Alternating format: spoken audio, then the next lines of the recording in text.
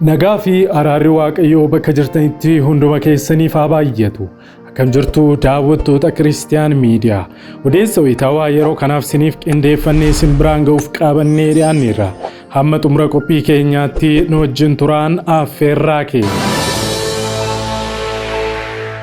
Daawwattoota keenya odeessa keenya wayitaawaa yeroo kanaatiin baay'ee kan nama gaddisiisu yerichi gara dhumaa ta'e kan ibsu kana booda waan tolaa hammi nuyi dhageenyus muraasa ta'uusaa kan mirkaneessu odeeffannoo haaraa isin biraan geenya. Baay'ee nama gaddisiisa. Shamarrittii barattuu kutaa 12ffaa karaa irratti ija namootaa duratti waggoota dheeraaf erga gudeedaa ture booda isheen himattee jennaan meeshaa qara qabuun bakka hedduu waraanee ajjeeseera. Namni kun amma to'annoo poolisii jala jira. Odeeffannoo gaddisiisaa kana bal'ina isaa kan isin biraan geenyu ni ta'a. Gara odeessa keenya lammataatti yeroo darbinu daawwattoota keenya. Biyya Hindiitti saawwii isaanitti sagadan jalaa duuteetti. Hordoftoonni fi amantoonni saawwattiis gaddaa fi boo'icha irratti argamu. Biyya Hindiitti waaqolii tolfamoo 10,000 oltu argamu. Isaan keessaa saawwi tibbana duute kun ishee tokkodha. Saawwattiin waaqa jedhanii warri itti amanan fincaan saawwattii burcuqqoodhaan akka dhugaa turan ni himama. Kanallee odeeffannoo bal'aa kan isin biraan geenyu ni ta'a. Kana wajjin wal qabsiifnee maaliif Yesuusin lallabnaa kan jedhu mata duree bal'aa ergaa guddaa qabu kanallee isin biraan ni geenya. Yeroo jalqabaatiif gara chaanaalii Kiristiyaan Miidiyaatti kan dhuftan subscribe gochuudhaan mallattoo bilbilaa gadi tuquun dagatina. Kana gochuu keessaniin odeeffannoowwan kiristiyaanummaa fi biyya keenya ilaallatan wayita karaa chaanaalii keenyaa gadi isiniif dhiifaman hunduma dursanii akka isin naqqabaniif isin gargaara. Yaada keessan koomentii irratti nu qooda. Laayik sheer gochuudhaanis guddina chaanaalii keenyaa keessatti ga'ee keessan ba'a. Kallattiidhaan gara odeessa keenya jalqabaatti wal wajjin haa dabarru. Waggoota dheeraadhaaf kiristiyaanonni miidiyaalee ittiin sagalee isaanii ibsatan dhabuun rakkataa turaniiru. Bari'uun waan hin oolleef maarree kunoo Kiristiyaan Miidiyaa sagalee nuuf ta'aa jira. Kanaaf miidiyaa haqaa odeeffannoo dhugaadhaaf wayitaawaa YouTube Kiristiyaan Miidiyaa subscribe, like, share godhaa. warra sagalee dhabaniif sagalee ni taana. Yesuus fayyisaadha. Nufaa deebi'uu tokkummaan nufaa deebi'uu nufaa deebi'uu jaalallee nufaa deebi'uu nufaa deebi'uu tokkummaan nufaa deebi'uu nufaa deebi'uu jaalallee nufaa deebi'uu. Viidiyoo keenya har'aa laayik gochuudhaan jalqaba. Baay'ee nama gaddisiisa. Yerichi gara dhumaatti kana booda waan tolaa hammi nuyi dhageenyu muraasa. Shamarree barattuu kutaa 12ffaa karaa irratti ija namootaa duratti waggoota 7 erga waliin jiraataa ture yookaan gudeedaa ture booda isheen himatte jennaan meeshaa qara qabuun bakka hedduu waraanee ajjeesuun isaa dhaga'ame. Nama gubaa addunyaan keenya kaaniif mirga biraa darbitee dirqamas ni kabajjiif warra kaaniif ammoo mirga namummaa yookaan jiraachiyyuu dhoowwattee ofirraa darbatti. Ola deemtuu Adaanaayit Yiheeyis jedhamti. Gaafa ajjeefamtuu barattuu kutaa 12ffaa turte. Shamarree mirga ishee falmachuuf mirga hin argannee fi ittuu yaaliin mirga ishee falmachuu ishee fashalaa'ee mirga namummaayyuu dhabdee ajjeefamteera. Namicha maqaan isaa Mikaa'el Shimallis jedhamu shamarree Adaanaayit jedhamtu umurii ishee 10 irraa jalqabee si'a hedduu waggoota 7 jechuunis hamma umuriin ishee 17 guututti ishee wajjin jiraataa gudeedaa tureera. Fulbaana 14 2015 yeroo inni yakka kana shamarree kanarratti raawwatu namni ijaan arge tokko haadha Adaanaayit mucayyoo kanaatti erga himee booda odeeffannichi poolisiis gurra bu'e. Poolisiinis odeeffannoo kana erga qulqulleeffatee booda namichi shamarree kana gudeedaa ture to'annoo jala akka ooluuf gara mana inni jiraatutti imalan poolisoonni naannichaa. Haa ta'u malee yakkamtichi poolisiin akka isa hordofaa jiru waan hubateef dursee naannichaa sokkuun poolisoota jalaa miliqus poolisoonni deebi'anii mala biraatiin iddoo biraatti to'achuuf murteessanii qe'ee sanas gadhiisanii ba'an. Turtii saatota muraasa booda utuu shamarreen kun haadha ishee wajjin teessuu dhaquudhaan situ poolisootatti na himee na hiisisuuf na hordofsiise jechuudhaan bakka isheen harma haadha ishee jala teessutti sibiila qara qabuun qaama isheerra bakka hedduu walumaa galatti bakka 7 waraanee ajjeesuu danda'eera. Erga yakka kana raawwatees uffata isaa jijjiiratee wayita miliquuf yaalu uummata naannichaa walitti qabamanii isa hordofaa turaniin to'atamuun ifoomeera. Sirni awwaalcha ishees guyyaa dheengaddaa taasifameera. Kana wajjin wal qabsiisee shamarree kana kan ajjeesee erga mana hidhaatii miliqee baheedha odeeffannoon jedhu miidiyaalee hawaasaarraa tatamsa'aa jira. Garuu kun oduu sobaati. Ministeerri haqaa dhimmicha hordofuudhaan tarkaanfii barbaachisaan erga fudhatamee irra deebiidhaan waan irra ga'ame kan isin beeksifnu ni ta'a jechuudhaan ibseetu jira. Maatii isheetiif jajjabina guddaa hawwa. Nu illee murtoo ajjeechaa ishee kana ilaalchisee manni murtii dabarsuu hordofnee kan isin biraan geenyu ni ta'a. Gara odeessa keenya lammataatti yeroo darbinu daawwattoota keenya biyya Hindiitti saawwii isaaniitti sagadan jalaa duuteetti. Hordoftoonni amantoonni saawwattii gaddaa fi boo'icha guddaa keessattis argamu. Biyya Hindiitti waaqolii tolfamoo 10,000 oltu argamu. Isaan keessaa saawwi tibbana duute kun ishee tokkodha. Saawwattiin waaqa jedhanii warri itti amanan fincaan saawwattii burcuqqoodhaan akka dhugan ni himama.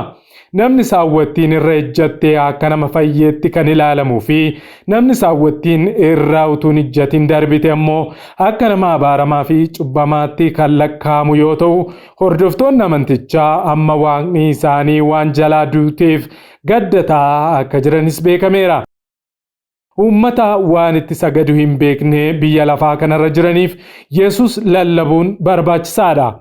Yesus maaliif lallabna? Yesus kan lallabnuuf fayyisaa lubbuu fi hafuuraa mootii moototaa waan ta'eef waa'ee isaa lallabna.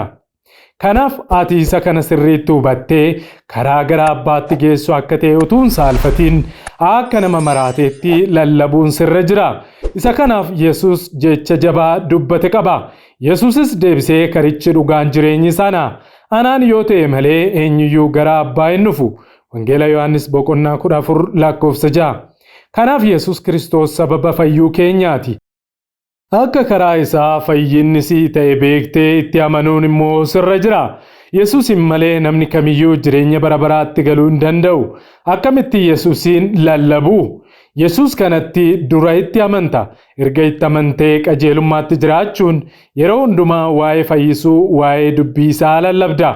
Dubbicha lallabi kun yeroodha kun yeroo miti utuu hin jedhin qophaa'ee argami. Nama balleessaa isaa hubachiisi, ifadhu, obsa hundumaan gorsii barsiisi. Lammaffaa Xiimotewos boqonnaa 4 lakkoofsa 2.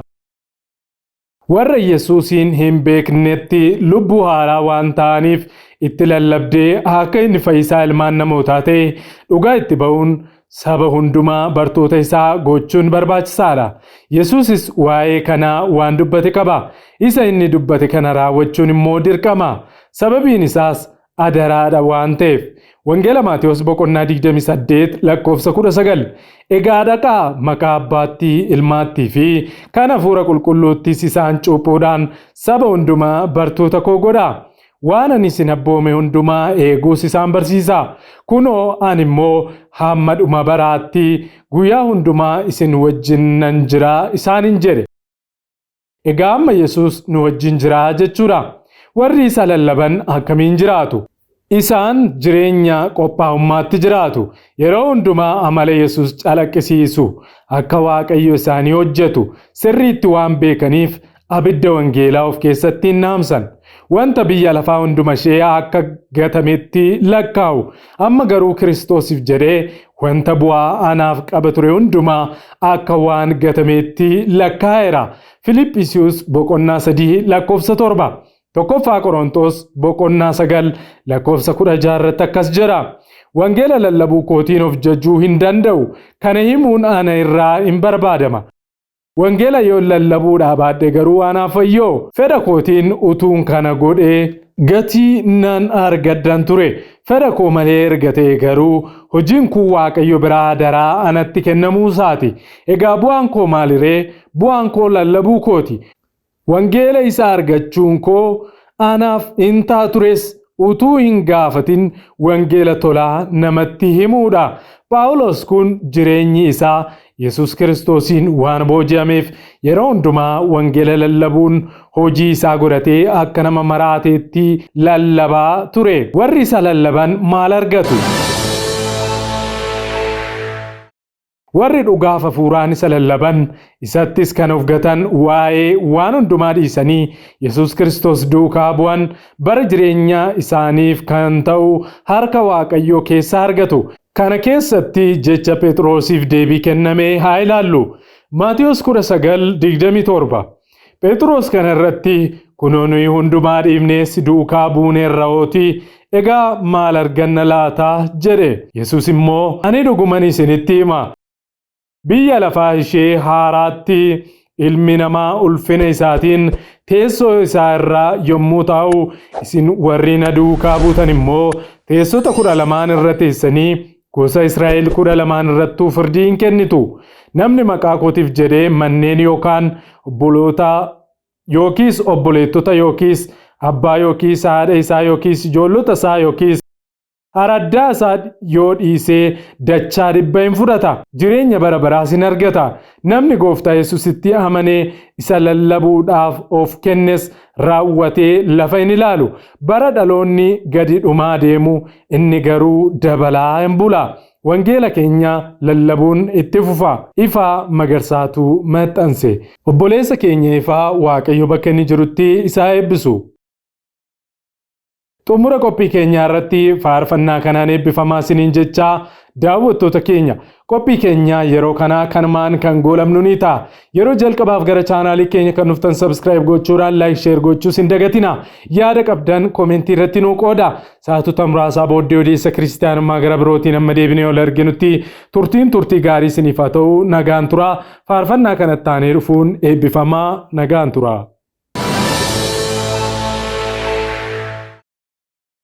ጌታ የኛ ኢየሱስ ትናንትና ዛሬም አያስ ስሙ ኃያል ነው የሚፈውስ የጠላትን በር ጥሶ ገብቶ የሕይወትን ቃል በእኛ ዘርቶ አዲስ ያረገን እንደራሱ ክብር ይሁንለት ለንጉሱ የኛ ጌታ የኛ ኢየሱስ ትናንትናም ዛሬም አዲስ ስሙ ኃያል ነው የሚፈውስ ሁልጊዜ አዲስ ነው የማይሻር ክንዱ ጠንካራ ነው የሆነው ኢየሱስ የኛ ጌታ ታላቅ አምላክ ነው የማይረታ የኛ ጌታ የኛ ኢየሱስ ትናንትና ዛሬም አዲስ ስሙ ኃያል ነው የሚፈውስ የድሉ ጌታ ጌታችን ነው እናምነዋለን ስሙም ይሄው ላንክደው ቃል ገብተናል አንዋሽም ክንዱን አይተናል የኛ ጌታ የኛ ኢየሱስ ትናንትናም ዛሬም አዲስ ስሙ ኃያል ነው የሚፈውስ